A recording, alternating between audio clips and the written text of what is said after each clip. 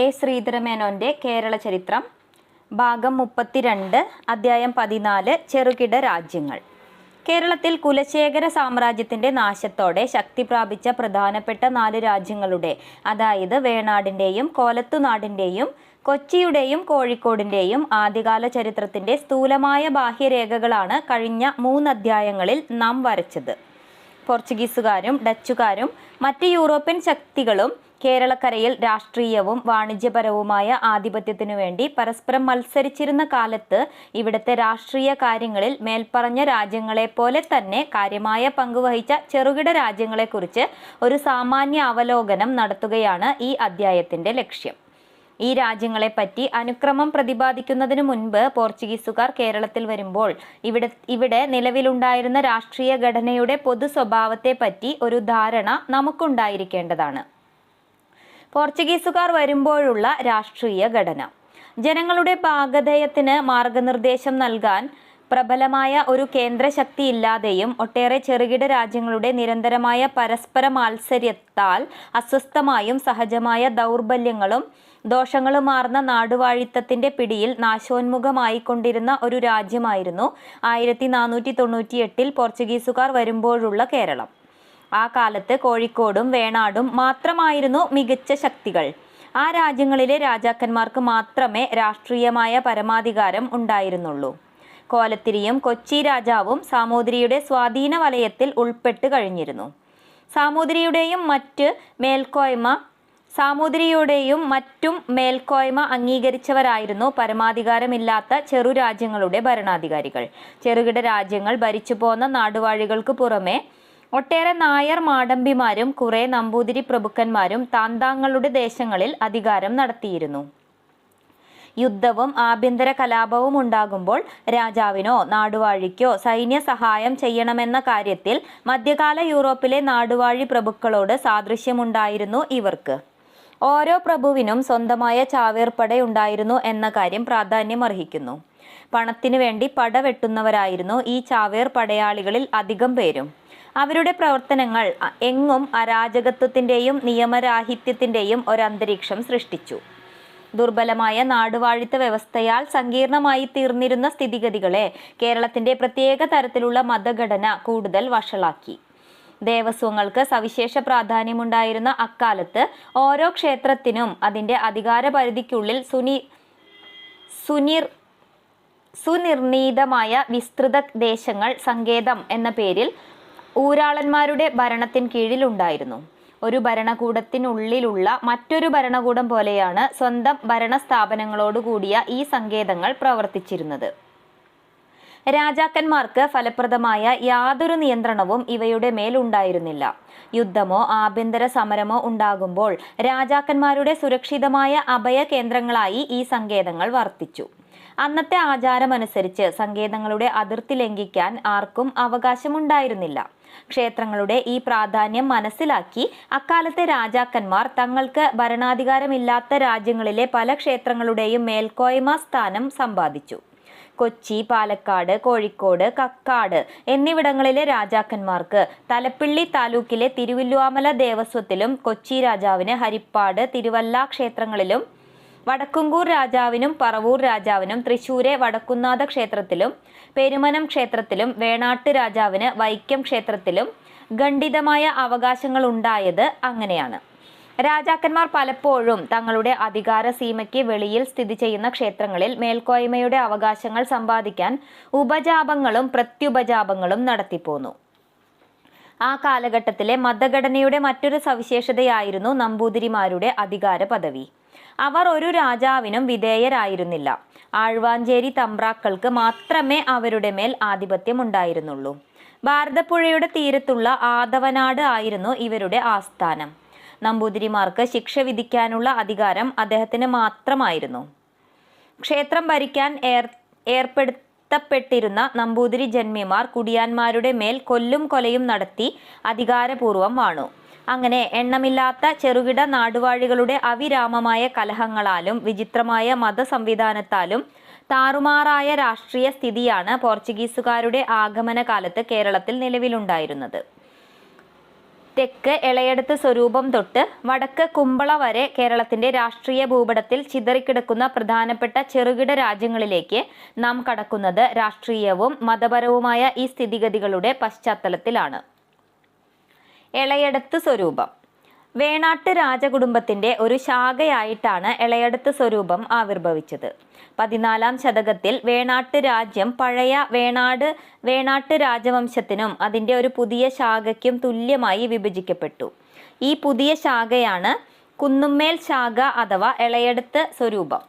കന്നേറ്റി തൊട്ട് തിരുവനന്തപുരം വരെയുള്ള തീരദേശങ്ങളും തിരുവനന്തപുരത്തിൻ്റെ തെക്കുള്ള ദേശങ്ങളും പഴയ വേണാട്ട് വംശത്തിന് കിട്ടി. തിരുവനന്തപുരത്തിന് വടക്ക് മേൽപ്പറഞ്ഞ തീരദേശങ്ങൾ ഒഴിച്ചുള്ള ഭാഗം എളയെടുത്ത് സ്വരൂപത്തിനും ലഭിച്ചു. നെടുമങ്ങാടും കൊട്ടാരക്കരയും പത്തനാപുരത്തിൻ്റെയും ചെങ്കോട്ടയുടെയും ചില ഭാഗങ്ങളും എളയെടുത്ത് സ്വരൂപത്തിൽ പെട്ടിരുന്നു. ആദ്യം കിളിമാനൂരിനടുത്തുള്ള കുന്നുമ്മേലായിരുന്നു എളയെടുത്ത് സ്വരൂപത്തിൻ്റെ ആസ്ഥാനം. പിന്നീട് അത് കൊട്ടാരക്കരയ്ക്ക് മാറ്റി. 16-ാം ശതകത്തിൽ എളയെടുത്ത് സ്വരൂപത്തിൻ്റെ ഒരു ശാഖ പേരകത്താവഴി എന്ന പേരിൽ ഡച്ചുകാരുടെ പെരിത്തല്ലി രാജ്യത്തിൻ്റെ തെക്കേയറ്റത്ത് നെടുമങ്ങാട്ട് താമസമായി. ഡച്ച് കാലഘട്ടത്തിലെ കേരളത്തിൻ്റെ രാഷ്ട്രീയ കാര്യങ്ങളിൽ എളയെടുത്ത് സ്വരൂപം പ്രധാനമായ പങ്ക് വഹിച്ചിട്ടുണ്ട്. മാർത്താണ്ഡവർമ്മ 1729-1758, 1742 എളയെടുത്ത് സ്വരൂപം തിരുവിതാംകൂറിനോട് ചേർത്തു. രാമനാട്ടത്തിൻ്റെ അഥവാ കഥകളിയുടെ ഉപജ്ഞാതാവായ കൊട്ടാരക്കര തമ്പുരാൻ എളയെടുത്ത് സ്വരൂപത്തിൻ്റെ കൊട്ടാരക്കര ശാഖയിലെ അംഗമായിരുന്നു. ദേശിങ്ങനാടും തൃപ്പാപ്പൂരും കൊല്ലമായിരുന്നു വേണാട്ട് രാജാക്കന്മാരുടെ ആദ്യകാല ആസ്ഥാനം. 15-ാം ശതകത്തിന്റെ പൂർവാർദ്ധത്തിൽ വേണാട്ട് രാജവംശം വീണ്ടും 2 ശാഖകളായി. തൃപ്പാപ്പൂർ മൂപ്പനായ വേണാട്ടിലെ ഇളമുറ രാജാവ് തിരുവിതാംകോട്ട് ഒരു കൊട്ടാരം പണിയിച്ച് തൃപ്പാപ്പൂരിൽ നിന്ന് താമസം അങ്ങോട്ട് മാറ്റി. 16-ാം ശതകത്തിന്റെ ഉത്തരാർദ്ധത്തിൽ കൽക്കുളത്ത് പത്മനാഭപുരത്ത് ദർപ്പക്കുളങ്ങര കൊട്ടാരം നിർമ്മിക്കുന്നതുവരെ അദ്ദേഹം തിരുവിതാംകോട്ട് തന്നെയായിരുന്നു താമസം. ക്രമേണ ഈ ശാഖ തൃപ്പാപ്പൂർ സ്വരൂപം പിൽക്കാലത്ത് തിരുവിതാംകൂർ എന്ന് അറിയപ്പെട്ടു. കൊല്ലം ശാഖ ദേശിങ്ങനാടുമായി. കൊല്ലത്ത് വന്ന പോർച്ചുഗീസുകാരുടെയും ഡച്ചുകാരുടെയും ഇടപാടുകൾ ദേശിങ്ങനാട്ട് ശാഖയിലെ രാജാക്കന്മാരുമായിട്ടായിരുന്നു. കൊല്ലം രാജാവ് 1731 മാർത്താണ്ഡവർമ്മയുടെ ആഗ്രഹത്തിനെതിരായി കായംകുളം രാജകുടുംബത്തിൽ നിന്ന് ദത്തെടുക്കയാൽ കൊല്ലവും കായംകുളവും തമ്മിൽ ദൃഢമൈത്രിയിലായി. ഇത് ഗുരുതരമായ സംഭവങ്ങൾക്ക് വഴിവെച്ചു. മാർത്താണ്ഡവർമ്മ കൊല്ലം ആക്രമിച്ച് രാജാവിനെ തടവിലാക്കി. അദ്ദേഹം തടവിൽ നിന്ന് രക്ഷപ്പെട്ട് തൻ്റെ ബന്ധുവിനോട് ചേർന്നു. കൊല്ലം രാജാവിൻ്റെ മരണത്തിന് ശേഷം ദേശിങ്ങനാട് കായംകുളം രാജാവ് സ്വന്തമാക്കി. 1746 മാർത്താണ്ഡവർമ്മ കായംകുളം പിടിച്ചെടുക്കിയപ്പോൾ പണ്ടത്തെ കൊല്ലം രാജ്യവും അദ്ദേഹത്തിൻ്റെ ഭരണത്തിലായി. ആറ്റിങ്ങൽ തിരുവനന്തപുരം ജില്ലയിൽ ചിറയൻകീഴ് താലൂക്കിലുള്ള എടക്കോട്, ഇളമ്പ, മുതാക്കൽ, ആലങ്കോട്, അവനഞ്ചേരി, ആറ്റിങ്ങൽ, കീഴാറ്റിങ്ങൽ എന്നീ ഗ്രാമങ്ങൾ ചേർന്നതായിരുന്നു ആറ്റിങ്ങൽ ദേശവഴി. ആകെ 15,000 ഏക്കർ വിസ്താരമുണ്ട്. 14-ാം ശതകത്തിൽ ഉദയമാർത്താണ്ഡവർമ്മ 1314-1344 വടക്കേ മലബാറിലെ കോലത്തിരി രാജാവിൻ്റെ കുടുംബത്തിൽ നിന്ന് 2 രാജകുമാരിമാരെ ദത്തെടുത്തതോടുകൂടിയാണ് ആറ്റിങ്ങൽ ദേശവഴി ഉത്ഭവിച്ചത്. ദത്തെടുത്ത മൂത്ത റാണിക്ക് ആറ്റിങ്ങലും ഇളയ റാണിക്ക് കുന്നുമ്മേലും ഓരോ കൊട്ടാരം പണികഴിപ്പിച്ചു. ആറ്റിങ്ങലിന് ചുറ്റുമുള്ള പ്രദേശങ്ങൾ റാണിമാർക്ക് വിട്ടുകൊടുത്തു. ആ പ്രദേശങ്ങളിലെ നികുതി സ്വന്തമായി ഉപയോഗിക്കാനുള്ള സ്വാതന്ത്ര്യവും അവർക്ക് നൽകി. ആറ്റിങ്ങൽ റാണിമാർക്ക് പരമാധികാരമൊന്നും ഉണ്ടായിരുന്നില്ലെങ്കിലും വേണാടുമായുള്ള അടുത്ത ബന്ധം പ്രമാണിച്ച് അവർക്ക് ചില വിശേഷ പദവികൾ സ്വായത്തമായിരുന്നു. ആറ്റിങ്ങൽ തമ്പുരാട്ടിമാരുടെ ആൺമക്കളാണ് വേണാടിൻ്റെ ദേശിങ്ങനാടും തൃപ്പാപ്പൂരും രാജാക്കന്മാരായത്. ആറ്റിങ്ങൽ ഒരു സ്വതന്ത്ര രാജ്യമല്ലായിരുന്നെങ്കിലും റാണിമാർ സ്വന്തം നിലയിൽ പലപ്പോഴും വിദേശ ശക്തികളുമായി ചില കരാറുകളിൽ ഏർപ്പെട്ടിരുന്നു. ഇത് വേണാട്ട് രാജാക്കന്മാർക്ക് ബുദ്ധിമുട്ടുകൾ ഉണ്ടാക്കി.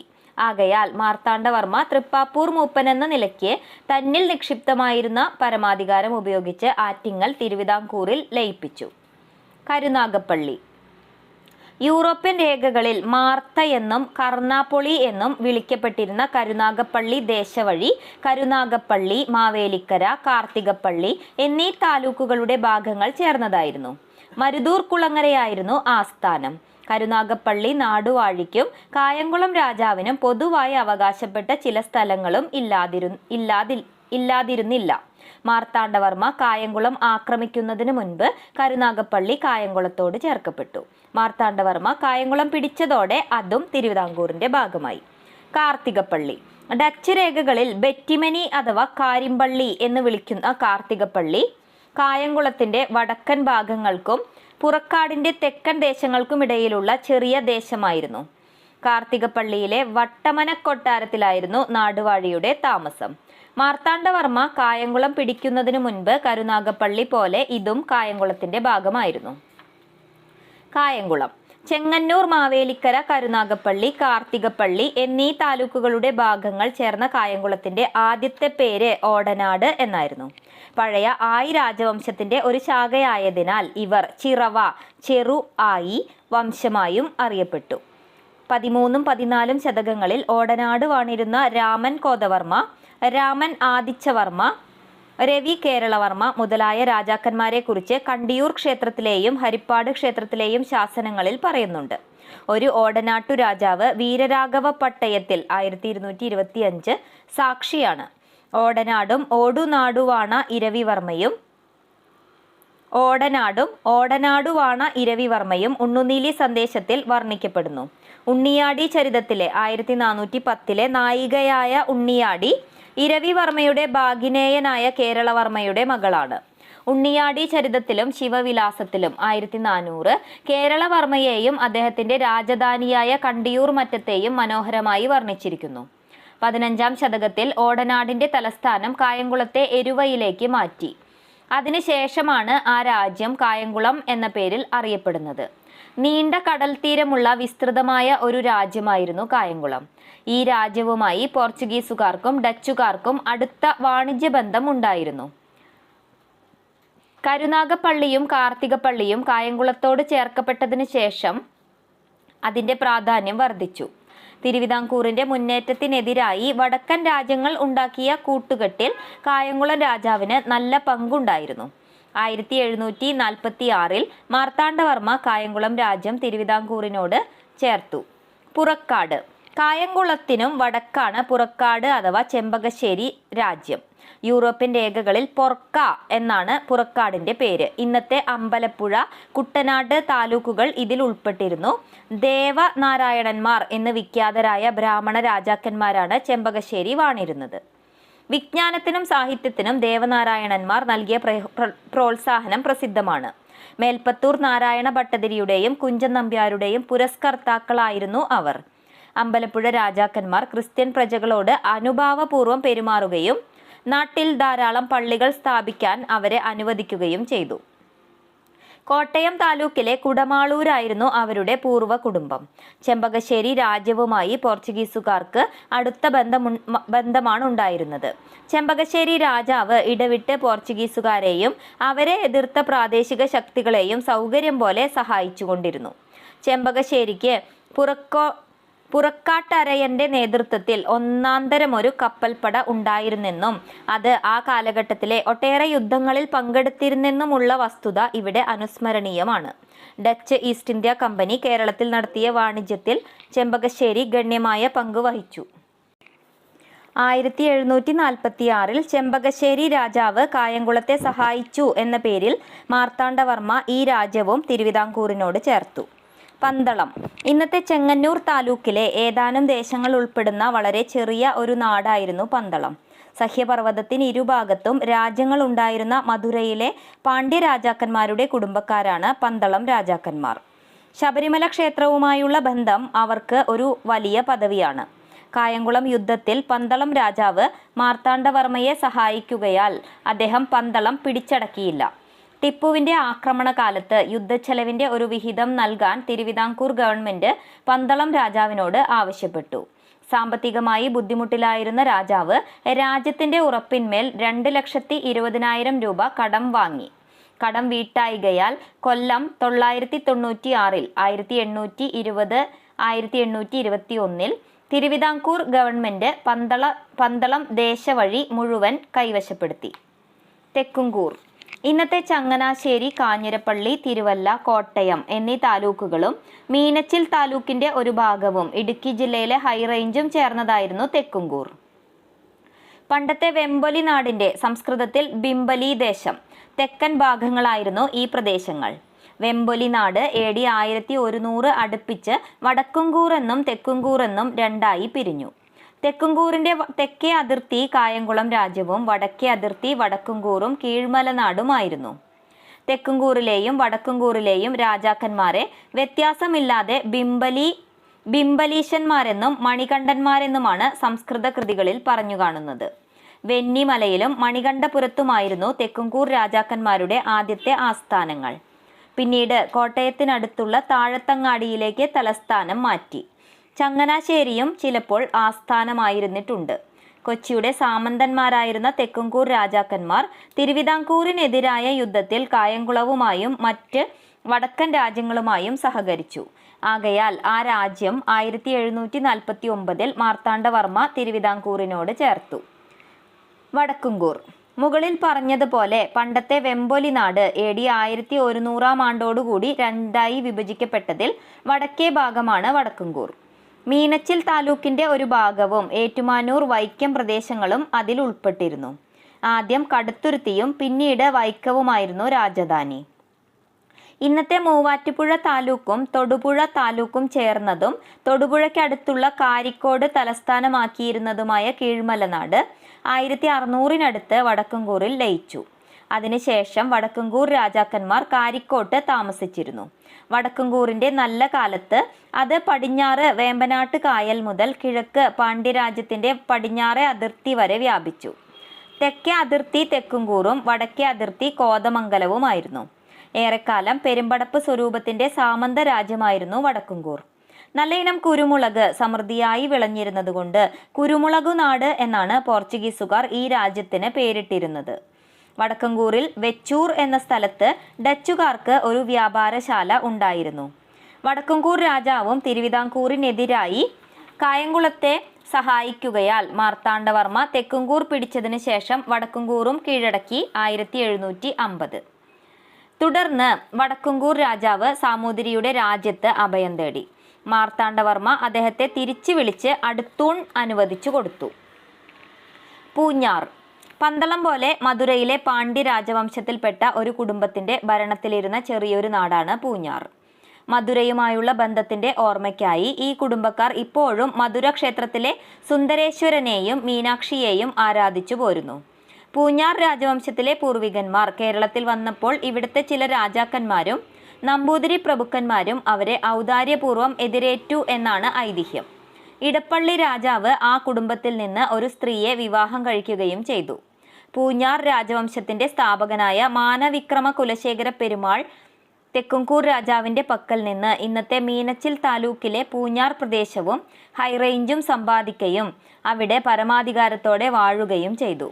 1749 1750 മാർത്താണ്ഡവർമ്മ തെക്കുംകൂറും വടക്കുംകൂറും കീഴടക്കിയതിനെ തുടർന്ന് പൂഞ്ഞാർ രാജവംശക്കാർ തിരുവിതാംകൂർ പ്രജകളായി.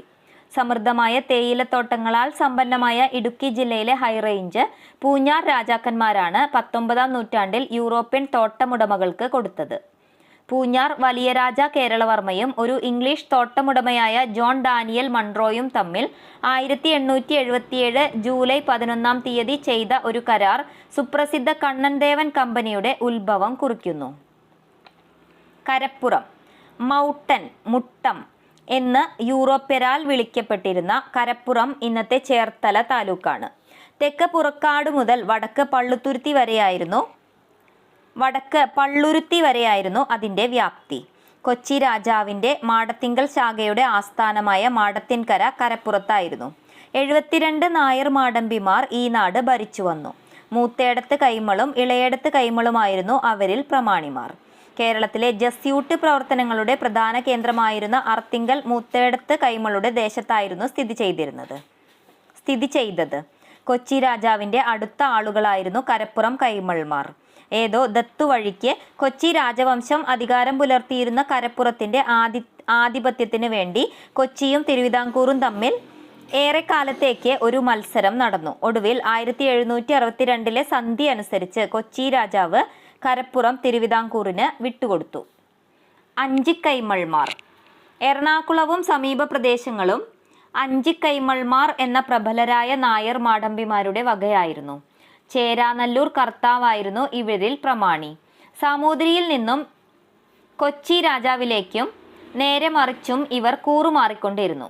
അഞ്ചിക്കൈമൾമാരെ കൂടാതെ ശക്തന്മാരായ മറ്റു പല നായർ മാടമ്പിമാരും ഉണ്ടായിരുന്നു. എറണാകുളത്തിന് വടക്ക് മുരിയനാട്ട് നമ്പ്യാർ, പാലിയത്തച്ഛൻ, നായിക്കരുവീട്ടിലച്ഛൻ, കോടശ്ശേരക്കൈമൾ, കൊരട്ടിക്കൈമൾ, ചങ്ങരൻ കോതക്കൈമൾ, പനമ്പുക്കാട്ടുകൈമൾ എന്നിവരാണ് ഇവയിൽ ഏറ്റവും പ്രബലന്മാർ. കൊച്ചി രാജാവിനോട് ഇവർക്ക് നാമമാത്രമായ വിധേയത്വം ഉണ്ടായിരുന്നെങ്കിലും അതാത് ദേശങ്ങളിൽ വമ്പിച്ച അധികാരമാണ് ഇവർ പുലർത്തിപ്പോന്നത്. ഇടപ്പള്ളി. കൊച്ചിക്കടുത്തുള്ള ഒരു ചെറിയ നാടായിരുന്നു യൂറോപ്യൻ രേഖകളിൽ റപ്പോളിൻ എന്നറിയപ്പെടുന്ന ഇടപ്പള്ളി അഥവാ എളങ്ങല്ലൂർ സ്വരൂപം. കാൽക്കരൈ നാട്ടിലെ തൃക്കാക്കര ക്ഷേത്രത്തിൽ പൂജ നടത്തിയിരുന്ന പ്രതാപശാലിയായ ഒരു നമ്പൂതിരിയാണ് ഈ നാടിൻ്റെ സ്ഥാപകൻ. 1102 കുലശേഖര സാമ്രാജ്യത്തിൻ്റെ പതനത്തോടുകൂടി കാൽക്കരൈ നാട് ഛിന്നഭിന്നമായപ്പോൾ അവിടെ ഇടപ്പള്ളി ആസ്ഥാനമാക്കിക്കൊണ്ട് ഈ നമ്പൂതിരി ഒരു സ്വതന്ത്ര രാജ്യം സ്ഥാപിച്ചു. വൈപ്പിൻകരയും കൊച്ചിയും ആദ്യകാലത്ത് ഇടപ്പള്ളിയുടേതായിരുന്നു. AD 1400 ഒരു ഇടപ്പള്ളി രാജാവ് തൻ്റെ മകനായിരുന്ന അന്നത്തെ കൊച്ചി രാജാവിന് ഈ 2 ദ്വീപുകളും പാരിതോഷികമായി കൊടുത്തു. അദ്ദേഹത്തിൻ്റെ അനന്തരഗാമികൾക്ക് ഈ ദാനം ഇഷ്ടപ്പെട്ടില്ല. അവർ കൊച്ചി രാജാവിൽ നിന്ന് അവ തിരിച്ചു പിടിക്കാൻ ആവർത്തിച്ച് ശ്രമിച്ചു. അതൊന്നും സഫലമായില്ല. കൊച്ചിക്കെതിരായുള്ള സാമൂതിരിയുടെ ആക്രമണങ്ങളിൽ അദ്ദേഹത്തെ ഇടപ്പള്ളി രാജാവ് സഹായിക്കുകയാൽ വൈപ്പിൻകരയും കൊച്ചിയും വീണ്ടെടുത്ത് പഴയ അവകാശികൾക്ക് കൊടുക്കാൻ സാമൂതിരി പലപ്പോഴും ശ്രമിച്ചിട്ടുണ്ട്. എളങ്ങല്ലൂർ നമ്പ്യാതിരി ഇടപ്പള്ളി രാജാവ് തന്നെ ചില യുദ്ധങ്ങളിൽ സാമൂതിരിയുടെ സൈന്യത്തെ നേരിട്ട് നയിച്ചു. 16-ാം ശതകത്തിൽ പോർച്ചുഗീസുകാർ ഇടപ്പള്ളി പലതവണ ആക്രമിക്കുകയുണ്ടായി.